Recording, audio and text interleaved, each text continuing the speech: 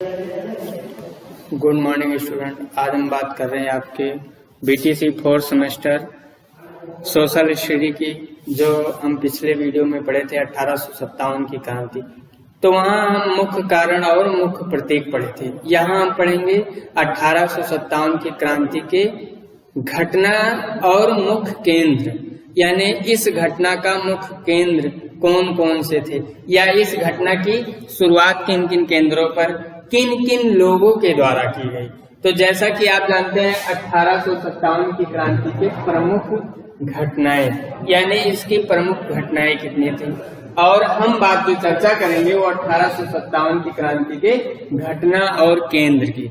यानी कभी कभी पूछता है कि यह घटना कब घटित हुई और इसके मुख्य केंद्र कौन कौन से थे, या किन केंद्रों पर कितने लोगों के द्वारा यह घटना को अंजाम दिया गया, या हर केंद्र पर या हर राज्य पर कौन कौन इसका मुखिया था।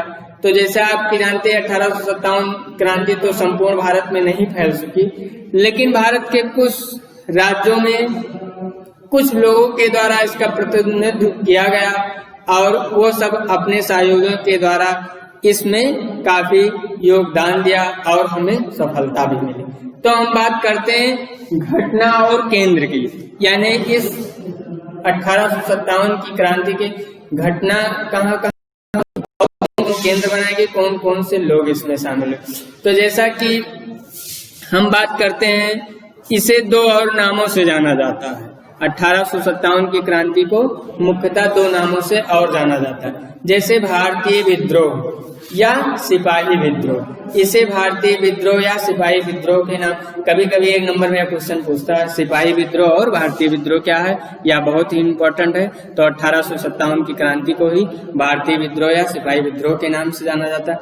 अब घटना की शुरुआत, तो जैसा कि आप जानते हैं इसका जो मुख्य शुरुआत की डेट मानी जाती है वह 10 मई 1857 सैनिकों के द्वारा, लेकिन इसको बैरकपुर में मंगल पांडे के द्वारा 24 मार्च 1857 को शुरुआत की गई और इसी की वजह से उन्होंने इसका विरोध किया। यानी जैसा आप पिछले वीडियो में पढ़े हैं कि चर्बी युक्त कारतूस न यूज करने या मुंह से उसको यूज न करने पर इनको 8 अप्रैल को फांसी दे दी गई। तो इसकी शुरुआत यानी इसका जो पहला घटना केंद्र था वह 24 मार्च 1857 मंगल पांडे के द्वारा और बैरकपुर। अब हम बात करते दूसरा जो नेक्स्ट है, यानी 10 मई 1857 जो लिखा जाता, जिसकी शुरुआत कहाँ से हुई, मेरठ से हुई। तो इसकी शुरुआत कहाँ से की गई, मेरठ से की गई। मेरठ में किसके द्वारा की गई, मेरठ में सैनिकों के द्वारा की गई। यानी मंगल पांडे की घटना को पुनः यहाँ दोहराया गया और सैनिकों में आक्रोश था और हिंदू मुस्लिम सभी जात के सैनिक थे, तो उन्होंने इस चीज को मना किया। तो यहाँ बैरकपुर में मंगल पांडे के द्वारा और मेरठ में सैनिकों के द्वारा। अब जो हमारा अगला टॉपिक आता है वो यानी कहाँ शुरुआत की गई, तो मेरठ हो गया 10 मई। उसके बाद दिल्ली में जो बहुत ही चर्चित नाम है बहादुर शाह जफर द्वितीय द्वारा, वहीं लखनऊ में बेगम हजरत के द्वारा जो 4 जून को, वहीं कानपुर में 5 जून को नाना साहब के द्वारा फिलिस्तीन का विरोध करने पर, वहीं झांसी में बौद्ध प्रथा खत्म करने पर रानी लक्ष्मीबाई द्वारा, वहीं इलाहाबाद में लियाकत अली के द्वारा की गई, वहीं वहीं फैजाबाद में अहमद उल्लाह के द्वारा की गई, वहीं मध्य प्रदेश में अवंतिका बाई के द्वारा की गई। तो यह सब समय समय पर मध्य प्रदेश में अवंतिका बाई, रायगढ़ में इन्होंने इसका विद्रोह किया। तो इस घटना को अलग अलग लोगों ने अलग अलग जगह पर केंद्र बनाकर इसका नेतृत्व किया और हमें इसमें कहीं न कहीं सफलता भी मिली। अब हम बात करते हैं कि इस घटना से क्या कुछ परिणाम भी निकले थे, तो हम चर्चा कर रहे हैं इस घटना के परिणाम की अगर बात की जाएगी तो इस घटना से जैसे भी कोई भी घटना होती है तो उससे कुछ ना कुछ परिणाम निकलता है। तो 1857 की क्रांति से क्या परिणाम निकल के आता है, तो सबसे पहला जो अगर परिणाम की बात की जाएगी, क्या परिणाम निकले, तो भारतीय लोगों को 1857 की क्रांति से क्या परिणाम मिला। तो जो हमारा पहला परिणाम होगा वह ईस्ट इंडिया कंपनी के शासन में परिवर्तन, यानी ईस्ट इंडिया कंपनी के शासन में परिवर्तन। अब रानी विक्टोरिया द्वारा 1857 की क्रांति को देखते हुए अंग्रेजों के यानी ब्रिटिश हुकूमत के शासन में परिवर्तन कर दिया। उन्होंने कुछ न कुछ परिवर्तन किया। परिवर्तन में क्या किया? भारतीयों को भी उनको धर्म की रक्षा, स्वतंत्रता के कुछ अधिकार प्राप्त हो गए और इसके साथ साथ कुछ और भी महारानी विक्टोरिया ने कुछ और भी परिवर्तन किए, जैसे सैनिकों के लिए वेतन भत्तों में परिवर्तन कर दिया गया। अब अगर हम और बात करेंगे, जो हमारा नेक्स्ट पॉइंट होगा कि परिवर्तन और क्या क्या हमें परिवर्तन मिलते, तो सेना के संगठन में परिवर्तन, यानी अंग्रेजी हुकूमत की सेना के साथ साथ भारतीय हुकूमत की सेना में भी परिवर्तन किया गया। इन्हें भी तो खाने और वेतन भत्ते या राशनों की व्यवस्था में बराबर का हक मिलने लगा, बराबर का अधिकार मिलने लगा और इनको भी गोला बारूद से लैस करने के अधिकार मिलने लगे। इनको भी काफी परिवर्तन दिया गया। अब इसमें एक पॉइंट हम और लेके चल रहे हैं, ब्रिटिश सरकार की नीतियों में परिवर्तन। तो तत्कालीन महारानी विक्टोरिया ने ब्रिटिश सरकार के नीतियों में परिवर्तन कर दिया।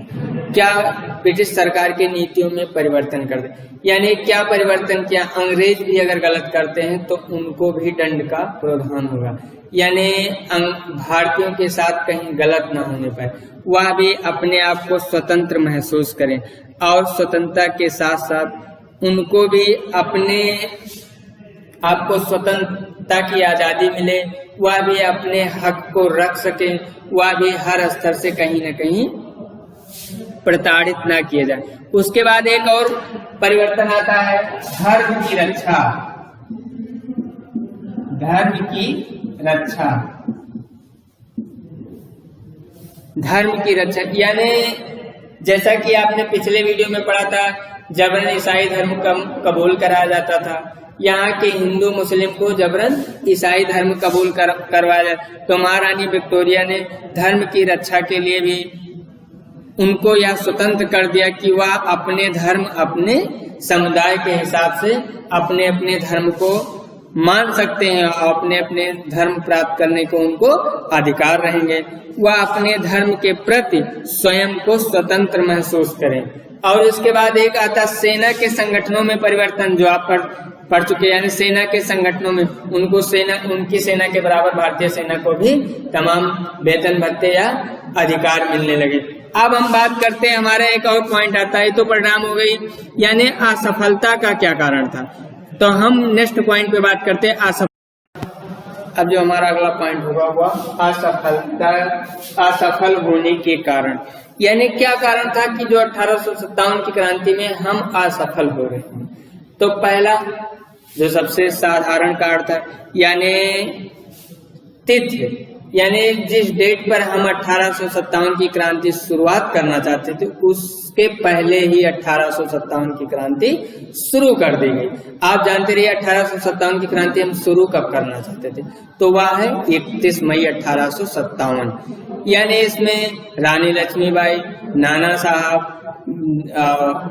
जफर द्वितीय, बहादुर शाह जफर द्वितीय, ये सब और इसमें कुछ प्रमुख लोग थे जो मिलकर इस क्रांति को 31 मई 1857 को शुरू करना चाहते थे और यह 24 मार्च 1857 को इसका विद्रोह हो गया और जो 10 मई 1857 को शुरू हो गई। तो यानी असफलता के कारण, यानी तिथि का, यानी जो हम डेट रखे थे, जो हम तिथि उसके पहले शुरुआत, तो इसमें जो हमारा पहली असफलता होने के कारण जो हमारी पहली डेट आएगी वह निश्चित तिथि से पूर्व, यानी निश्चित तिथि से पहले। तो यहाँ हम असफल। उसके बाद जो हमारा दूसरा पॉइंट आता है कि निश्चित लक्ष्य के अभाव में, यानी जो हमारे लक्ष्य थे, जो हमारे क्या थे लक्ष्य जो हमारे लक्ष्य थे वो क्या थे, अलग अलग थे। यानी जो हमारे निश्चित लक्ष्य के अभाव में जो हमारे लक्ष्य थे वह अलग अलग थे। ये आप एक पॉइंट इसको भी ले लीजिएगा कि निश्चित, जैसे निश्चित तिथि के अभाव में जिससे पहले शुरू कर दी गई, निश्चित लक्ष्य के अभाव में यहाँ जो लक्ष्य थे वह अलग। जैसे नाना साहब पेंशन के लिए लड़ रहे थे तो रानी लक्ष्मीबाई गोद के लिए, यानी जो गोद का कानून था कि जो दत्तक पुत्र लिए जाते हैं यानी वो के कानून को वो इसके लिए लड़ रहे, ऐसे अलग अलग लोगों की अलग अलग सोच थी। तो ये भी कहीं ना कहीं असफलता का कारण बनती। अब उसके बाद जो हमारा अगला पॉइंट सैनिक दुर्बलता, उनके अंग्रेजी सैनिक की अपेक्षा भारतीय सैनिक कमजोर थे और उनके पास गोला बारूद का अभाव था, उनके साथ दुर्व्यवहार किए जाते थे। तो यह भी कहीं न कहीं असफलता का कारण बना। और संपूर्ण राजाओं का सहयोग न मिलना, यानी या जो था वह संपूर्ण भारत में हर राजा इसका सपोर्ट नहीं करते थे। कुछ हमारे राजा जो थे वह ब्रिटिश हुकूमत के अधीन थे या ब्रिटिश सरकार के अधीन चलते थे। तो कहीं न कहीं यह भी असफलता का कारण बनता। ऐसे और कुछ भी महत्वपूर्ण जैसे जनसाधारण की क्रांति के प्रति उदासीनता होना, यानी कुछ लोग इस क्रांति के प्रति उदासीन थे जो नहीं चाहते थे कि ऐसी कुछ क्रांति की जाए। तो यह भी कहीं न कहीं असफलता का कारण बनता है।